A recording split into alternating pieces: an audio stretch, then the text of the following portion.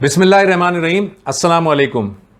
ख़वातीन व हज़रात, आप जानते हैं कि हमने पिछले प्रोग्राम में, पिछली नशिस्त में हमने सैयदना आदम अलैहिस्सलाम का वाक़या आपके सामने रखा था, जिसका हिस्सा अव्वल आप लोगों ने देख लिया। मैं आज आपको हिस्सा दोम उसका बताने जा रहा हूँ, लेकिन कुछ समरी मैं आपके सामने रख देता हूँ हिस्सा अव्वल से मुताल्लिक। हमने सैयदना आदम अलैहिस्सलाम की पैदाइश का वाक़या डिस्कस किया था। हज़रत आदम अलैहिस्सलाम की पैदाइश से पहले अल्लाह ताला का और फ़रिश्तों का क्या आपस में मुकालमा हुआ था, वो डिस्कस किया था। अल्लाह ताला ने सैयदना आदम को कैसे पैदा किया, उसको डिस्कस किया था। उसके बाद इब्लीस ने क्या रवैया इख्तियार किया था, उसको हमने डिस्कस किया था।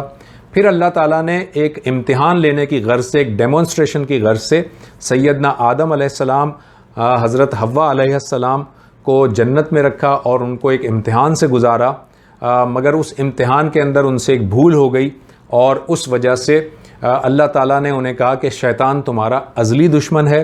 उसके बाद जैसा कि अल्लाह ताला की हिकमत थी, अल्लाह ताला ने सैयदना आदम अलैहिस्सलाम को और हज़रत हव्वा अलैहिस्सलाम को इस ज़मीन पर बसाया और ज़मीन में उनको कहाँ कहाँ पर उतारा गया और किस तरह से वो मिले, वो हमने बात की थी। और सैयदना आदम अलैहिस्सलाम ने इस रूए ज़मीन पर सबसे पहले खाना काबा की तामीर फरमाई थी।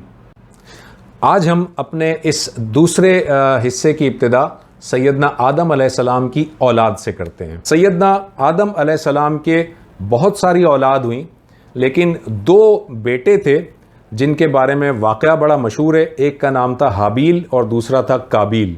हाबील और काबील दो बेटे हैं जिसको इंग्लिश में एबल और केन कहते हैं। ये जो हाबील और काबील हैं, ये किसी मामले में इन दोनों का इख्तिलाफ हो गया और जब इख्तिलाफ हुआ तो सैयदना आदम अलैहिस्सलाम के मशवरे पर उन्होंने ये कहा कि तुम दोनों का ये जो इख्तिलाफ है, ऐसा करो अल्लाह के हुजूर में दोनों अपनी अपनी कुर्बानियाँ पेश करो और जिसकी कुर्बानी अल्लाह ताला कबूल फरमा ले वो गोया हक़ पर है। तो हाबील और काबील दोनों ने जानवर ज़िबा किए और कोहे सफ़ा पर, सफ़ा की पहाड़ी पर जो है, वो दोनों ने अपने अपने जानवर, ज़िबा किए हुए जानवर रख दिए। उस ज़माने में कुर्बानी के कबूल होने की निशानी ये होती थी कि आसमान से एक आग बरसती थी और वो आग जिस जानवर पर बरसती उसे भस्म कर देती थी, उसे जला देती थी और गोया ये इस बात की अलामत होती थी कि अल्लाह ताला ने उस शख्स की कुर्बानी को कबूल कर लिया है जिसके जानवर को आग ने जला दिया। तो जब ये हाबील और काबील ने अपने अपने जानवरों की कुर्बानी पेश की तो ये देखा गया कि एक आसमान से जो आग आई उसने हाबील के जानवर को जला दिया। गोया अल्लाह ताला ने हाबील की कुर्बानी को कबूल फरमा लिया। इस बात पर काबील को और गुस्सा आया कि अल्लाह ताला ने इसकी कुर्बानी को कबूल किया और मेरी कुर्बानी को कबूल नहीं किया। चुनाचे काबील ने अपने भाई हाबील को कत्ल करने का इरादा किया। तब हाबील ने कहा कि अगर तुम मुझ पे ज़्यादती भी करोगे, अगर तुम मुझ पर कत्ल का तुम हमला भी करोगे, तब भी मैं तुम्हें जवाब नहीं दूंगा, यानी मैं उसको रिएक्ट नहीं करूंगा। चुनाचे काबील ने ज़ालिमाना तरीके से हाबील को कत्ल कर दिया। और नाजरीन ये याद रख लें कि ये दुनिया का पहला मर्डर है, पहला कत्ल है। और रिवायात में हमें पता चलता है कि नबी अकरम सल्लल्लाहु अलैहि वसल्लम से ये रिवायत मंसूब है कि आपने फरमाया कि दुनिया में जितने कत्ल होते हैं उनका एक हिस्सा, उन कत्ल का एक वबाल, एक हिस्सा वो उस काबील के नामा आमाल में भी लिखा जाता है, क्योंकि उसने असल में ये नाहक कत्ल की इब्तिदा की थी। तो बहरहाल काबील ने जब हाबील को कत्ल कर दिया तो अब कत्ल करने के बाद वो उसकी डेड बॉडी को लेकर परेशान हुआ कि उसकी डेड बॉडी को कैसे मुख्तलिफ तरीक़ों से, यानी कैसे उसको ठिकाने लगाए। उसकी डेड बॉडी सामने थी। तो जब ये सोच रहा था काबील, तो एक कौवा आया, ये कुरान मजीद में मौजूद है, और कौवे ने आकर ज़मीन में अपनी चोंच उसने मारनी शुरू की और ज़मीन को खुरचने लगा या खोदने लगा। जब ज़मीन को खुरचने लगा तो काबील को ख्याल आया कि मुझे अपने भाई को ज़मीन खोद कर उसमें दफन कर देना चाहिए। और उस वक्त काबील को बड़ी शर्मिंदगी हुई और उसने कहा कि हाय अफसोस, मैं अपने भाई के मामले में इस कौवे से भी बदतर हूँ کہ مجھے یہ تک نہیں پتا کہ اپنے بھائی کی اس لاش کو کیسے جو ہے وہ میں دفن کروں. بہرحال اس نے پھر حابیل کو دفنا دیا. میں آپ کو اسکرین پر کچھ تصویریں دکھا رہا ہوں. یہ شام کی یعنی سیریا کی یہ ایک مسجد ہے. اس مسجد کو مسجد حابیل کہتے ہیں. یہ سیریا میں موجود ہے. اور اس کا ایک دوسرا ویو آپ کو دکھاتا ہوں. یہ آپ دیکھیں, یہ ایک دوسرا ویو ہے. اور اگر آپ اس کے کونے میں اگر دیکھیں, اس کو تھوڑا سا اگر ہم زوم کر سکیں تو آپ دیکھیں کہ اس مسجد پر جو ہے وہ نبی حابیل لکھا ہوا ہے. یہ ذرا ذہن میں رکھیں کہ قرآن مجید حابیل کو نبی قرار نہیں دے رہا. قرآن مجید کے اندر ایسی کوئی چیز نہیں ہے. لیکن چونکہ مختلف جو ہمارے مذاہب کے لوگ ہیں, جس میں اہل کتاب بھی ہیں, ان میں سے کچھ لوگ حابیل کو بھی اللہ کا پیغمبر مانتے ہیں. تو یہ جو مسجد ہے اس پہ آپ دیکھ سکتے ہیں کہ لکھا ہے مقام نبی اللہ حابیل علیہ السلام. بہرحال یہ تو طے ہے کہ حابیل پیغمبر تھے یا نہیں تھے, اس کے بارے میں ہم کوئی تصدیق یا تردید نہیں کر سکتے کیونکہ قرآن مجید نے ایسی کوئی بات نہیں کی. لیکن اس بات کو ہم ضرور سرٹیفائی کر سکتے ہیں کہ حابیل کو ظالمانہ طریقے سے شہید کیا گیا تھا. اور حابیل کی جو سیرت ہے وہ بھی قرآن مجید کے اشارے سے ہمیں ملتی ہے کہ حابیل نے کہا تھا کہ اگر تم مجھ پر ظلم کرو گے تو میں تمہارے اوپر ہاتھ نہیں اٹھاؤں گا. گویا حابیل اللہ کے برگزیدہ بندے تھے اور اللہ سے ڈرنے والے تھے اور اللہ کا تقوی رکھتے تھے. تو یہ جو مسجد ہے یہ دمشق میں سیریا میں موجود ہے. میں آپ کو اس کا ایک اور ویو دکھاتا ہوں. جب آپ مسجد کی مین انٹرنس سے اندر جاتے ہیں تو آپ یہاں پر دیکھ سکتے ہیں کہ یہ اس اسکرین پر جو آپ کو پکچر نظر آ رہی ہے اس پہ لکھا ہوا ہے ذریح نبی اللہ حابیل علیہ السلام. یہ جو ایک طرح سے سمجھ لیں کہ ایک کمرہ ہے, اور اس کمرے کے جب ہم اندر داخل ہوتے ہیں تو ایک قبر مبارک ہے, اور اس کے بارے میں یہ بتایا جاتا ہے کہ یہ قبر حابیل کی ہے, یعنی حابیل کے نام سے یہ قبر جو ہے وہ منسوب کی گئی ہے. تو میں آپ کو اس قبر کی بھی 2-3 پکچرز دکھاتا ہوں.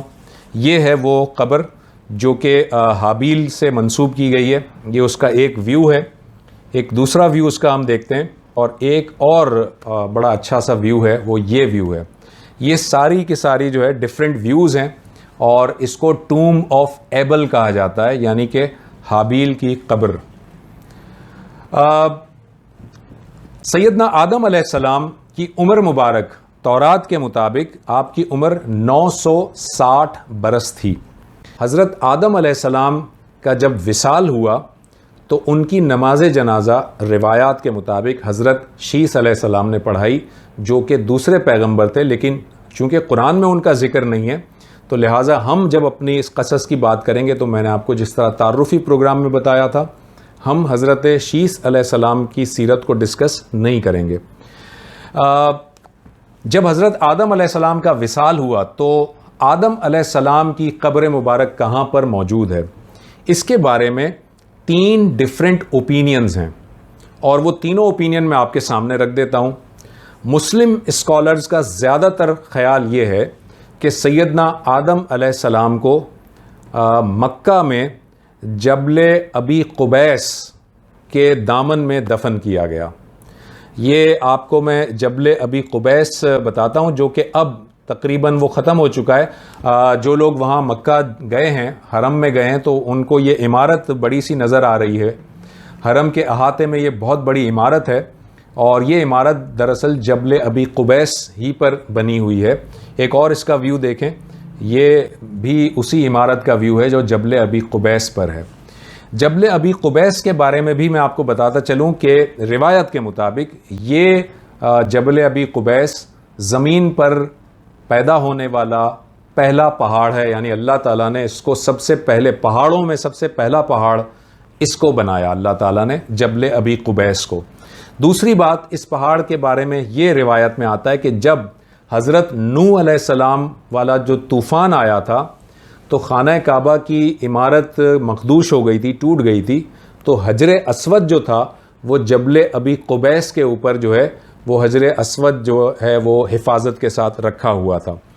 تیسری بات حجر جبل ابی قبیس کے بارے میں یہ بتائی جاتی ہے کہ آپ صلی اللہ علیہ وسلم نے جب مکہ میں دعوت کا کام شروع کیا تو آپ نے جبل ابی قبیس پر کھڑے ہو کر بہت سارے خطبے دیے، اور وہ بڑا مشہور واقعہ شق القمر کا واقعہ جس میں چاند کے 2 ٹکڑے ہو گئے تھے، وہ بھی جبل ابی قبیس ہی پر وہ واقعہ پیش آیا تھا۔ تو چنانچہ مسلم اسکالرز کے نزدیک یہ جبل ابی قبیس ہے جس کے دامن میں کہیں پر حضرت آدم علیہ السلام کا مقبرہ ہے جو کہ نامعلوم ہے۔ کرسچنز کے نزدیک حضرت آدم علیہ السلام کا جو مقبرہ ہے وہ یروشلم میں ہے، اور اس کو وہ چیپل آف ایڈم کہتے ہیں۔ Chapel of Adam and temple mount, temple mount کے اندر ایک چیپل آف ایڈم ہے، یہ میں آپ کو تصویر دکھا رہا ہوں، یروشلم کے اندر یہ تصویر ہے، اور اس کو چیپل آف ایڈم کہتے ہیں۔ اور کرسچنز کے مطابق حضرت آدم علیہ السلام کا مقبرہ یا ان کی قبر مبارک اس جگہ موجود ہے۔ اسی چیپل آف ایڈم میں ایک دیوار کے ساتھ ایک چھوٹی سی گلاس ونڈو بنی ہوئی ہے، اور اس گلاس ونڈو کو میں آپ کو ذرا سا اس کا ایک ویو دکھاتا ہوں۔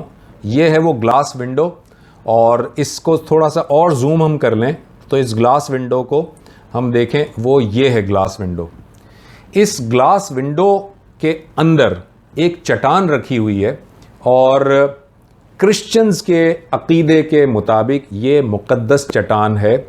اب تیسرا جو مقام ہے جو کہ سیدنا آدم علیہ السلام کے مقبرے سے متعلق جو منسوب کیا جاتا ہے وہ جیوز کا عقیدہ ہے۔ جیوز کے عقیدے کے مطابق سیدنا آدم علیہ السلام کا جو مقبرہ ہے وہ ہبرون کے اندر مسجد الخلیل کی بیسمنٹ میں موجود ہے۔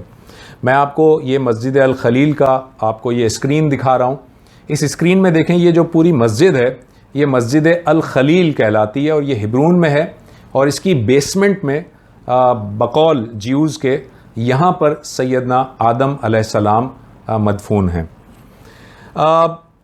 سیدنا آدم علیہ السلام کے بارے میں ایک اور بات بھی آپ کو بتاتے چلیں کہ جب نبی اکرم صلی اللہ علیہ وآلہ وسلم سفر معراج پر تشریف لے گئے تو آپ کی ملاقات سیدنا آدم علیہ السلام سے پہلے آسمان پر ہوئی، اور جب پہلے آسمان پر آپ کی ملاقات ہوئی تو جو واقعات ہیں اس میں یہ بتایا گیا ہے کہ سیدنا آدم علیہ السلام اپنی دائیں طرف دیکھتے تھے تو مسکراتے تھے، اور جب بائیں طرف دیکھتے تھے تو وہ پریشان ہو جاتے تھے اور رونے لگتے تھے۔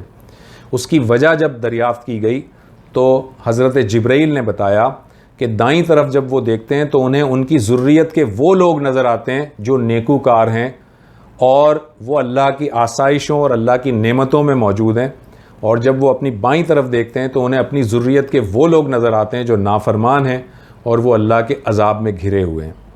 یہ ایک واقعہ معراج سے متعلق بات تھی۔ حضرت حوا کا وصال کب ہوا، کس عمر میں ہوا، اس کے بارے میں ہمیں روایات میں کوئی بہت زیادہ معلومات نہیں ملتی، تاہم ہمیں یہ پتہ چلتا ہے کہ حضرت حوا کا مقبرہ روایات کے مطابق جدہ میں موجود ہے، اور یہ ایک مقبرہ ہے جس کو کہ حضرت حوا سے منسوب کیا گیا ہے۔ اس کی میں آپ کو کچھ اسکرین شاٹس دکھاتا ہوں۔ یہ ایک باؤنڈری وال ہے جو کہ حضرت حوا کے مقبرے سے کی مین باؤنڈری وال ہے۔ اس کا ایک جو مین گیٹ ہے، اس میں ایک 3-4 گیٹ ہیں، جس کا ایک مین گیٹ ہے۔ یہ مین گیٹ کے آپ آگے دیکھ سکتے ہیں لکھا ہوا ہے مقبرہ حوا، اور یہاں سے انٹرنس ہے، اور جب ہم اندر جاتے ہیں تو ایک بالکل اوپن اسپیس ہے، اوپن میدان ہے، اور جس میں زمین پر اس طرح کی بہت ساری قبریں بنی ہوئی ہیں۔ ان بہت ساری قبروں میں سے کسی ایک قبر پر یہ بتایا جاتا ہے کہ یہ حضرت حوا کی قبر مبارک ہے۔ یہاں تک میں آپ کے سامنے آج سیدنا آدم علیہ السلام سے متعلق میں نے آپ کے سامنے گفتگو کی۔ امید ہے آپ کو پروگرام پسند آیا ہوگا۔ اس میں کوئی اگر غلطی ہوئی ہو، کوئی لغزش ہوئی ہو تو مجھے معاف کیجیے گا، اور اپنی فیڈ بیک سے ضرور آگاہ کیجیے گا۔ اگلے پروگرام تک کے لیے ڈاکٹر زبیر احمد کو اجازت دیجیے۔ اللہ حافظ۔